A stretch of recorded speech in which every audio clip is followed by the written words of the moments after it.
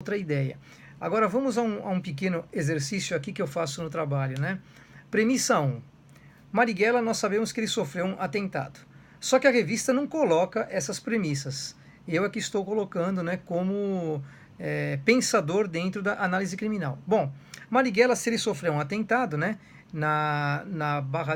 no cinema da Tijuca em abril de 64. Então eu parto da primeira premissa. Marighella sofreu um atentado no cinema da Tijuca em 64. Segunda premissa, que jamais foi abordado pela revista. Veja, Marighella é a vítima. Se ele sofreu um atentado, ele é vítima. Premissa 3. O autor ou os autores, né, que cometeram esse atentado contra Marighella, né? E a conclusão 4. Esses autores são criminosos. Se comete um atentado, é criminoso. Só que a revista Veja jamais faz esse julgamento. Ela faz sim um julgamento de condenação sumária, né? Agora vejamos no caso Lula, que a gente consegue passar o caso Lula do caso Marighella para o caso Lula, que também tem esse foco problemático através do sensacionalismo. Veja lá, na manchete, a vez dele. Consta na manchete, né? Léo e Lula são bons amigos. Mais do que amizade, eles se uniram por interesses comuns. Léo era operador da empreiteira OAS em Brasília. Lula era o presidente do Brasil e operado pela OAS. Eles já afirmam isso. Na linguagem dos arranjos, eles já começam a colocar. De poder baseado na troca de favores, operar significa, em bom português, comprar. Então Lula já estava atolado, né? Essa é a concepção da revista que eles divulgam. Agora devemos usar uma linguagem lógica, ou seja, desencadear as ideias e transladar. Tudo isso para compreendermos o jogo da revista Veja diante das informações que ela pode incutir na cabeça do leitor. A boa análise dos fatos de acordo com Goldstein. Vamos aplicar, né, segundo uma notícia sensacionalista. É comum ver, né, a análise sendo rodeada de mistérios e de complexidade, como se só pudesse ser realizada por indivíduos altamente inteligentes e capacitados. Isso não é verdade, né, segundo Goldstein. Ela demanda de uma compreensão do problema e uma cuidadosa atenção sobre os fatores que podem estar relacionados com ele. Todo esse processo, ainda que ofereça alguns desafios técnicos ao analista criminal, requer muito mais a criatividade em identificar que tipo de dados são necessários para a análise, bem como o bom senso e a capacidade de raciocínio lógico para avaliar as possíveis linhas de ações para a resolução de problemas. Esse é o princípio de uma boa análise. Agora, vamos aplicar aí Goldstein nesse sentido da comparação, né? A análise depende da percepção que temos do mundo, né? E daí as relações com o problema. Queremos analisar a lógica dos fatos, organizá-los. Daí partimos dos argumentos e das premissas. Citando um exemplo muito simples de pensar sobre os fatos, colocamos aí 3 afirmações. Vamos lá. 2 premissas e uma conclusão. Vamos ver.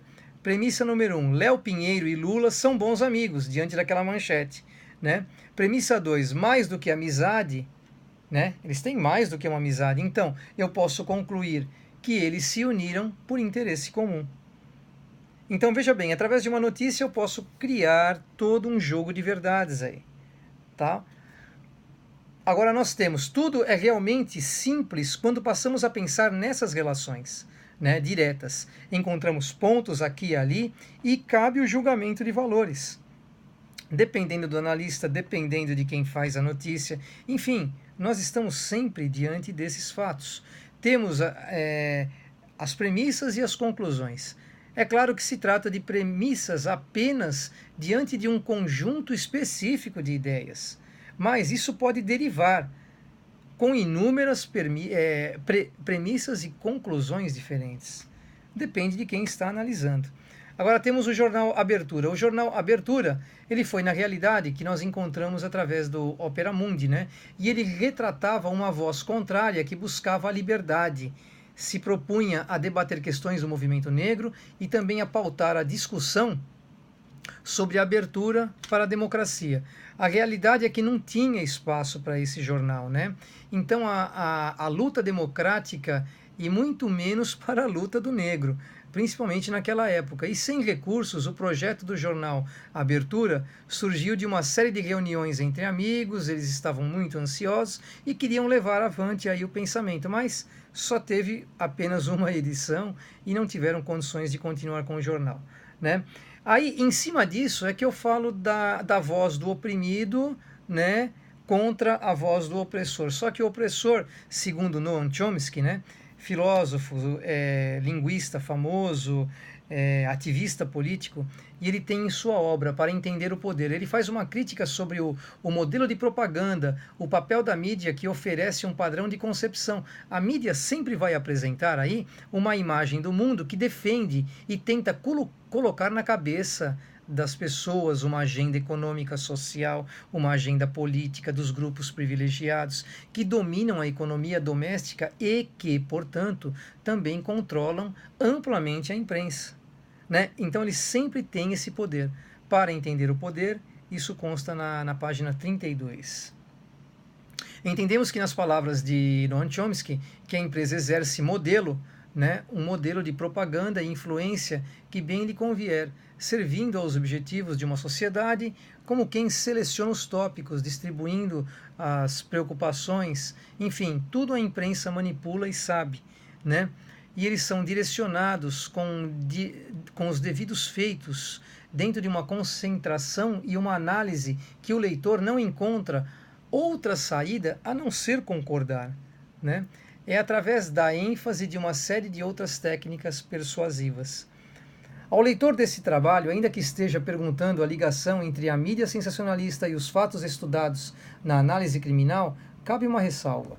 O analista criminal, ele é o profissional que compete e reconhece inúmeros métodos, teorias, várias áreas do conhecimento interligadas àquilo que ele pode e deve rever no processo de sua formação, ou seja, reais competências para estruturar uma boa análise criminal.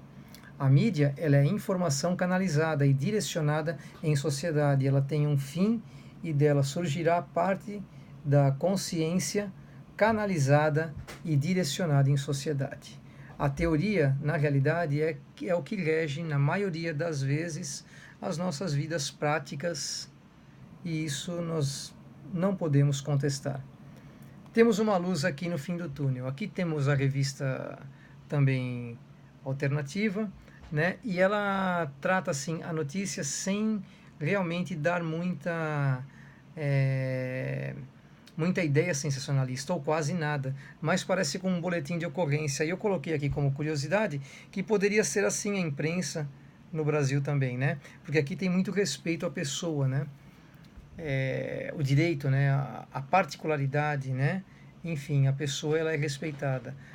Brasileiro é preso por roubar 4 milhões da casa em Tóquio, e polícia procura o comparsa e os ladrões que invadiram uma residência e amarraram um homem de 60 anos.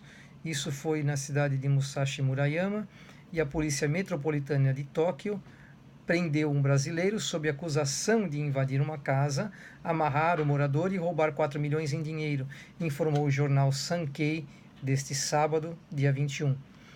Um outro brasileiro que teria participado do crime está sendo procurado pela polícia. O roubo aconteceu na última quinta-feira, dia 19, por volta das 11 da manhã. 2 ladrões invadiram uma casa em Tóquio e amarraram os pés e as mãos de um homem de 60 anos, dono de uma loja de bebidas. Roubaram 4 milhões, que estavam guardados em um cofre, e fugiram em seguida. No mesmo dia, um dos brasileiros, com a idade de 20 a 29 anos, foi localizado e preso perto de uma saída da rodovia expressa.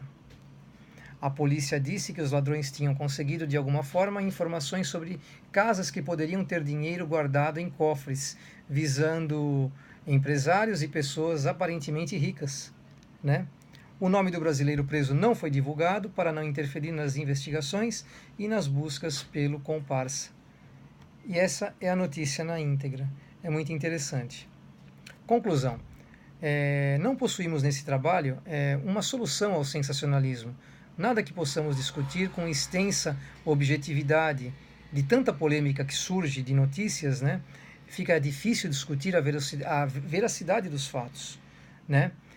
Por isso é que recairíamos ao campo eterno das hipóteses. A revista Veja ela é campeã dos campos dos pressupostos e das hipóteses revestidos com um pano de fundo de verdade.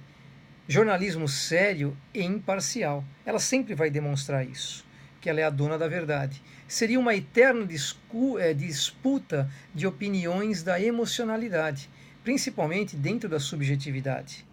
Sabemos que grande parte dos leitores brasileiros, embora se dizem conhecedores das publicações tendenciosas e parciais da revista Veja, ainda assim teimam em levantar a bandeira da objetividade e da imparcialidade. Tentamos mostrar nesse trabalho muitos pontos que abraçam, e os professores vão ler na íntegra, né, a vida prática da análise criminal isenta acima de tudo. Seria uma alternativa, tal como os analistas criminais buscam as informações e aplicam-nas diante dos problemas do crime, a violência que identifica e analisa. Face ao exposto, sabemos da distância em que a sociedade aplica ao analisar as informações. A causa e os efeitos em sociedade podem ser desastrosos. Aqueles que perceberam que estão diante de informações parciais e contendo apenas um lado da história, né, que é o caso muitas vezes da revista Veja, da fake news e de tantas outras fontes e informações, deveria assumir a postura crítica de leitura, um compromisso. Por outro lado, aqueles que nada sabem desses valores midiáticos de manipulação vão continuar na mesma e tornam-se cegos com a perda do senso crítico.